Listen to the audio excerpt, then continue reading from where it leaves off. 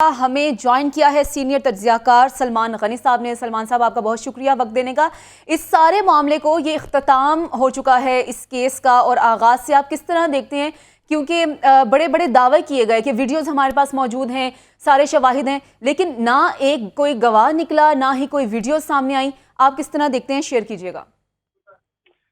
देखें, जिस मुकदमे की बुनियाद ही बदनीति पे मबनी हो और झूठ का सहारा लेकर और सियासी इंतकाम लेने के लिए किसी सियासी कारकुन को टारगेट किया गया हो, तो उस मुकदमे का अंजाम यही होना था। मैं आपको आज एक तारीखी बात बताना चाह रहा हूँ कि ये मंडे का दिन था, 1 जुलाई 2019 को।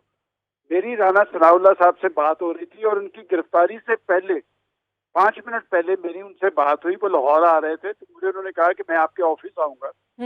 और जब मैंने 10 मिनट के बाद टीवी पे नजर डाली तो उनकी गिरफ्तारी हुई। देखें, राना सनाउल्लाह की उस वक्त गिरफ्तारी की मुमकिन हुई थी, उस वक्त के हालात का जायजा लें। क्योंकि राना सनाउल्लाह पाकिस्तान मुस्लिम लीग नून के उन लोगों में से हैं जो डटकर बात करते हैं, जुर्रतमंदी से बात करते हैं, और ये एजाज दीगर पार्टीज के अंदर भी लोगों को हासिल है।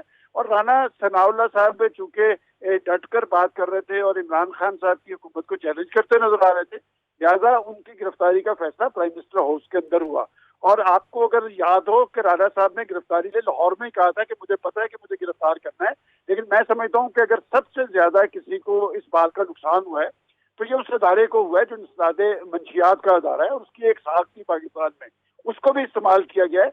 मैं समझता हूँ कि झूठ की बुनियाद पर बनने वाले मुकदमात का अंजाम यही होता है, लेकिन इससे अदारों की साख को नुकसान पहुंचता है। मेरा ख्याल है कि अदारों को अपने मकासद तक महदूद रहते हुए कार्रवाई करनी चाहिए ताकि उनकी साख को नुकसान न पहुंचे।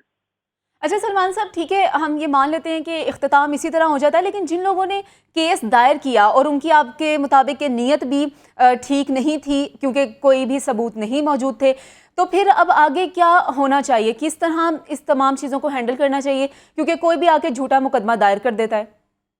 देखिए, बात है, यही तो मसला है पाकिस्तान के अंदर आज सियासी इंतशार और खलफशार क्यों है। उसकी बुनियादी वजह यह है कि हमारी सियासी लीडरशिप आज भी मैच्योर नहीं है।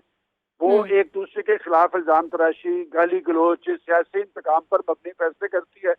और राना सनाउल्लाह साहब के बारे में मैं एक बात आपको जरूर बताता चलूं कि जब इनके खिलाफ मंशियात का मुकदमा कायम हुआ था तो उस वक्त गवर्नमेंट के अंदर भी जो सियासी लोग थे उन्होंने इस पे एतराज किया था। खुद फेडरल कैबिनेट के अंदर भी, मैं नाम ले देता हूँ, तारिक बशीर चीमा साहब ने कहा था, फवाद चौधरी साहब ने कहा था कि हमें इस सतह पे नहीं जाना चाहिए। तो मैं समझता हूँ कि अगर पाकिस्तान के अंदर जमहूरियत और जमहूरी अमल को मजबूत करना है तो ये तो इल्जाम तराशी और गाली गलोच और सियासी इंतकाम का सिलसिला बंद करना चाहिए। क्या राना सनाउल्लाह के खिलाफ मुकदमा दर्ज करके उनको कैदे तन्हाई में रखकर उनके ख्यालात पर असरअंदाज हो सके? वो नहीं हुए। आज भी राना साहब उसी तरह बेधड़क बात करते नजर आ रहे हैं। और मैं जब आपसे बात कर रहा हूँ, मेरे सामने उनका 5 पेजेस का खत पड़ा है जो उन्होंने कोट लखपत जेल में कैदे तन्हाई से मुझे भिजवाया था अपनी बेगम के जरिए। और वो उस वक्त भी यकसू थे, वो उस वक्त भी संजीदा थे। बात है कि झूठे मुकदमात का अंजाम हमेशा यही होता है, लिहाजा झूठे मुकदमात से इज्तराब बचना चाहिए। इससे हुकूमतें भी बदनाम होती है, इससे अदारों की साख भी मुतासर होती है। ठीक है, आपका बहुत शुक्रिया। सलमान गनी हमें तमाम तर सूरत हाल से अपडेट कर रहे थे।